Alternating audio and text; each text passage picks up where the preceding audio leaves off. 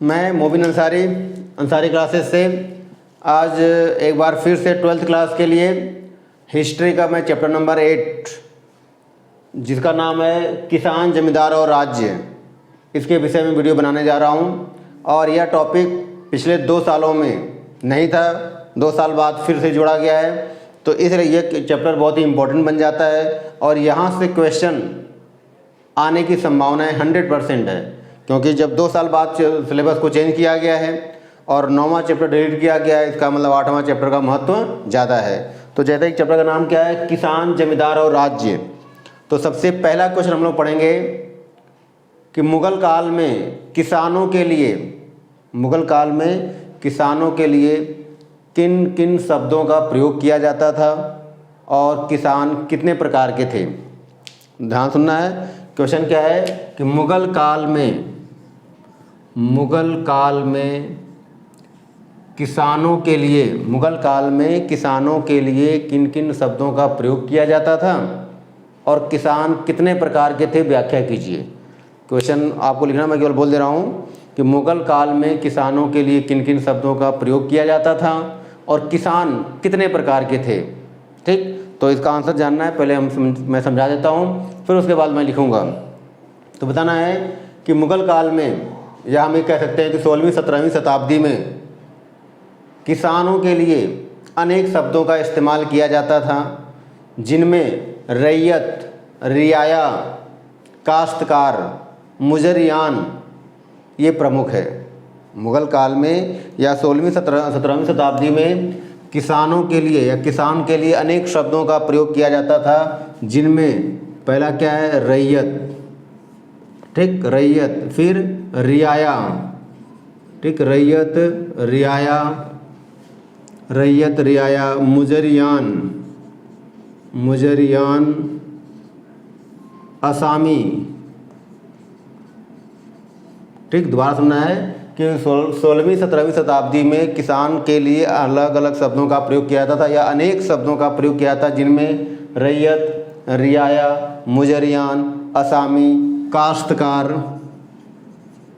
काश्तकार इत्यादि प्रमुख शब्द हैं।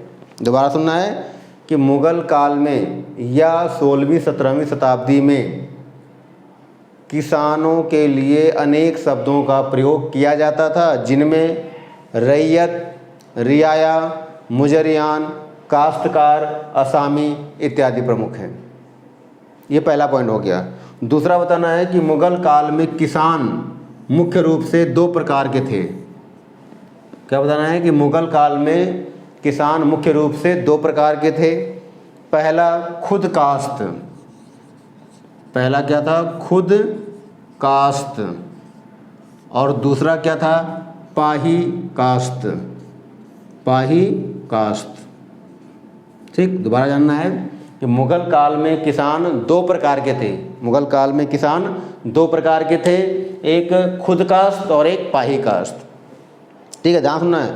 तो पहले तो हमने बताया कि किसानों के लिए किन किन शब्दों का प्रयोग किया, पहला पॉइंट वो लिखना है। दूसरे पॉइंट में बताना है कि मुगल काल में किसान 2 प्रकार के होते थे, पहला खुद काश्त और दूसरा पाही काश्त। अब इनके बारे में बताना है कि मुगल काल के ऐसे किसान जिनके पास अपनी खुद की ज़मीन होती थी और जो स्वयं खेती करते थे या अपने ज़मीनों पर किसी अन्य व्यक्ति से खेती कराते थे, उन्हें खुद काश्त कहा गया। दोबारा जानना है कि मुगल काल में ऐसे किसान जिनके पास अपनी खुद की ज़मीन होती थी और या तो खुद खेती करते थे या किसी अन्य से अपनी ज़मीन पर खेती कराते थे, उन्हें खुद काश्त कहा गया। तो याद रखना क्या जानना है इसमें कि इसमें क्या बताना है कि ऐसे किसान जिनके पास क्या हो, स्वयं की भूमि हो। क्या हो, स्वयं की भूमि। ठीक, मैं बार बार समझा रहा हूँ, लिखना आपको है। हेडिंग डाल दोगे कि 2 प्रकार के, दोनों के नाम लिखोगे, फिर पहले हेडिंग डालोगे खुद काश्त, फिर उसमें व्याख्या करोगे कि ऐसे किसान जिनके पास स्वयं अपनी भूमि होती थी, उन्हें खुद काश्त कहा गया। ये लोग अपनी ज़मीन पर या तो खुद खेती करते थे या किसी अन्य व्यक्ति से खेती कराते थे। तो स्वयं की भूमि यहाँ लिखना है, या तो स्वयं कृषि करते थे, स्वयं कृषि करते थे या किसी अन्य से या अन्य व्यक्तियों से कृषि या खेती कराते थे। ठीक, दोबारा सुनना है कि ऐसे किसान जिनके पास खुद की ज़मीन होती थी, जो या तो खुद खेती करते थे या किसी अन्य व्यक्तियों से खेती कराते थे, उन्हें खुद काश्त कहा गया और इनकी स्थिति बहुत ही अच्छी थी। दूसरी तरफ पाही काश्त, तो इसका उल्टा है कि ऐसे किसान जिनके पास अपनी ज़मीन नहीं होती थी, उन्हें पाही काश्त कहा जाता था और ये किसान दूसरे किसानों की ज़मीन या तो ठेके पे लेकर या दूसरे के यहाँ किसानों के यहाँ खेती करते थे। ठेके का मतलब कि कॉन्ट्रैक्ट पे ले लिया, उसके बाद खेती करते।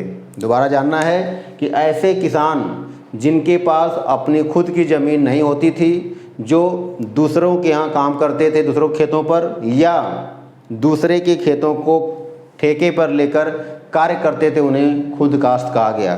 तो क्या रखना है इसमें कि इनके पास स्वयं की ज़मीन नहीं, स्वयं की भूमि ठीक नहीं होती थी। क्या लिखना है कि स्वयं की भूमि नहीं होती थी। ये लोग क्या करते थे, दूसरे की भूमि पर या तो कार्य करते थे, ठीक, या तो और या उन भूमि को ठेके पर लेकर खेती करते थे। बात सुनना है कि ऐसे व्यक्ति जिनके पास स्वयं की भूमि नहीं होती थी, जो या तो दूसरों की भूमि पर काम करते थे या दूसरे की भूमि को ठेके पर लेकर कार्य करते थे, उन्हें पाही काश्त कहा गया। और बताना है कि मुगल काल में पाही काश्त की स्थिति अच्छी नहीं थी। तो ये पहला क्वेश्चन हो गया कि मुगल काल में किसानों के लिए किन शब्दों का प्रयोग किया जाता था और किसान कितने प्रकार के थे। तो ये पहला क्वेश्चन कंप्लीट। अब दूसरा क्वेश्चन है कि मुगल काल में भूमि कितने प्रकार की थी। तो नेक्स्ट क्वेश्चन आ गया कि मुगल काल में भूमि कितने प्रकार की थी। क्वेश्चन क्या है, भूमि के प्रकार। ठीक, दोबारा जानना है। क्वेश्चन है कि मुगल काल में भूमि कितने प्रकार की थी, व्याख्या कीजिए। तो पहले क्वेश्चन लिखेंगे कि मुगल काल में भूमि कितने प्रकार की थी। आप क्वेश्चन कंप्लीट करोगे, फिर आंसर बताना है कि मुगल काल में भूमि मुख्य रूप से 4 प्रकार की थी। मुगल काल में भूमि कितने प्रकार की थी, तो मुगल काल में भूमि 4 प्रकार की थी। कितने प्रकार की, 4। कौन कौन, तो पहले नाम लिखेंगे। ठीक है, पहला है पोलज। पहला क्या है, पोलज। पहला है पोलज भूमि। कौन सी भूमि है, पोलज भूमि। दूसरा है परती। दूसरा क्या है, परती भूमि। ठीक, तीसरा क्या है, चांचर भूमि। तीसरा क्या है, चांचर भूमि। और चौथा क्या है, बंजर भूमि। बंजर भूमि। ठीक, दोबारा याद रखना है। तो मुगल काल में भूमि मुख्य रूप से कितने प्रकार की थी, 4 प्रकार की थी। कौन कौन, तो पहला पोलज, दूसरा परती, तीसरा चांचर और चौथा बंजर। 4 नाम लिख लेंगे। अब एक एक की व्याख्या करेंगे। किसकी करेंगे व्याख्या, पहले पोलज की। तो मुगल काल की वह भूमि जो सबसे अधिक उपजाऊ होती थी। मुगल काल की वह भूमि जो सबसे अधिक उपजाऊ होती थी और जिस पर प्रत्येक वर्ष खेती की जाती थी, उसे पोलज कहा जाता था। और इसमें उत्पादन भी बहुत ज़्यादा होता। तो क्या क्या मुख्य मुख्य बातें याद रखनी है कि ये क्या थी, सबसे उपजाऊ भूमि। क्या होती थी, सबसे उपजाऊ भूमि। ठीक, तो सबसे उपजाऊ भूमि थी। फिर क्या बताना है, प्रतिवर्ष खेती होती थी। प्रतिवर्ष खेती होती थी। और तीसरा क्या है, उत्पादन भी ज़्यादा होता था। ठीक, उत्पादन ज़्यादा। ठीक, तो क्या बताना है कि मुगल काल की वह भूमि जो सबसे अधिक उपजाऊ होती थी, जिस पर प्रत्येक वर्ष खेती की जाती थी और जिसमें उत्पादन भी ज़्यादा होता था, उसे पोलज कहा गया। और इसीलिए इस भूमि पर कर भी अधिक था। इस भूमि पर कर भी क्या था, अधिक था, अर्थात इस भूमि से कर भी ज़्यादा लिया जाता। तो पहला पॉइंट क्या हो गया, पोलज। दूसरा है परती भूमि। तो मुगल काल में ऐसी भूमि जिस पर प्रत्येक वर्ष खेती नहीं की जाती थी, बल्कि एक एक वर्ष के अंतराल के बाद खेती की जाती। दोबारा सुनना है कि मुगल काल की वह भूमि जिस पर प्रतिवर्ष खेती नहीं की जाती थी, बल्कि एक एक वर्ष के अंतराल के बाद, एक एक वर्ष का मतलब कि एक वर्ष खेती करने के बाद फिर एक वर्ष छोड़ दिया था, फिर दूसरे वर्ष खेती की जाती। तो ऐसी भूमि जिसमें एक वर्ष के अंतराल के बाद खेती की जाती, उसे परती भूमि कहते हैं। और यह भूमि पोलज की अपेक्षा कम उपजाऊ थी। तो इसमें दो तीन बातें लिखनी है कि ऐसी भूमि जिस पर प्रतिवर्ष खेती नहीं की जाती, क्या बताएंगे, प्रतिवर्ष कृषि नहीं की जाती। ठीक, नहीं की जाती। तो ऐसी भूमि जिस पर प्रतिवर्ष खेती नहीं की जाती, उसे क्या कहते हैं, परती भूमि। और इस पर क्या है, प्रति वर्ष अंतराल पर, ठीक, अंतराल, प्रतिवर्ष अंतराल मतलब कि एक वर्ष के अंतराल के बाद खेती की जाती थी। और यह भूमि पोलज की अपेक्षा कम उपजाऊ थी। तो तीन बातें लिखनी है कि ऐसी भूमि जिस पर प्रत्येक वर्ष खेती नहीं की जाती थी और जिस पर एक एक वर्ष के अंतराल के बाद की जाती थी, और जो पोलज की अपेक्षा कम उपजाऊ थी। ये क्या थी, कम उपजाऊ। ठीक, उसे क्या कहा गया, परती भूमि। अब तीसरा क्या है, चांचर भूमि। ऐसी भूमि जो उपजाऊ नहीं थी, इसे 3 या 4 वर्षों के लिए छोड़ दी जाती थी और धीरे धीरे जब उपजाऊ बनती तब उस पर खेती की जाती।